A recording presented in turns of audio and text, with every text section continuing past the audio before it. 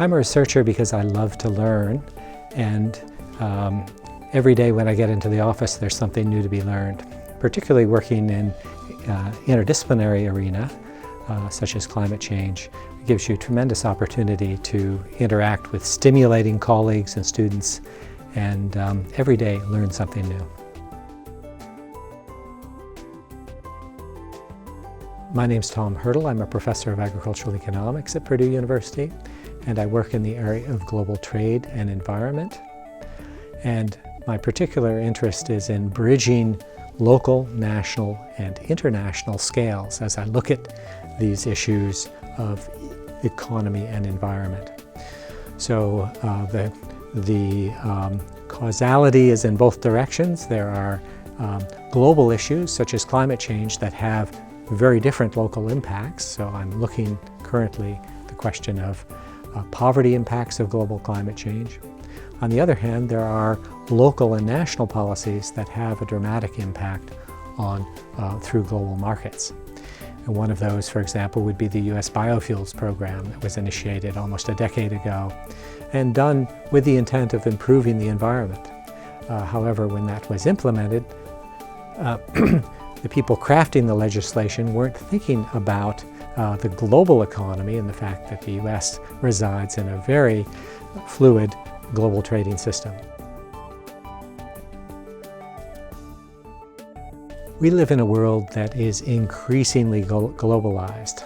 So it's more and more difficult to just think about a problem in the context of your own locality or own community. And the failure to recognize these connections can result in, can have disastrous consequences.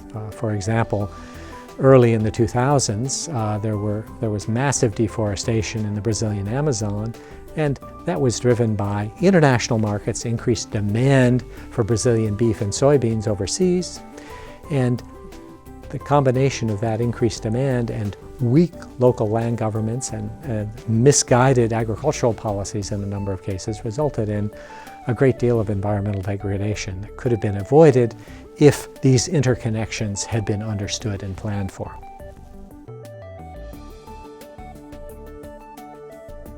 Climate is critical for agriculture. The climate conditions determine the rate of growth in agricultural production, the amount of food we're able to produce. Food, of course, is critical for human nutrition. It's also important, the process of food production is also important for income generation. It's particularly important for the world's poor. Most of the world's poor live in rural areas. Most of them rely on agriculture directly or indirectly for their income. And they live in the tropics, and the tropics is the very part of the world that is most vulnerable to climate change, where higher temperatures will be most severely felt and where rainfall patterns are likely to change most. And this could really jeopardize the world's food production and income generation, and hence the livelihoods of the poor. So if you're worried about the world's poor, you must be worried. You have to take an interest in climate change.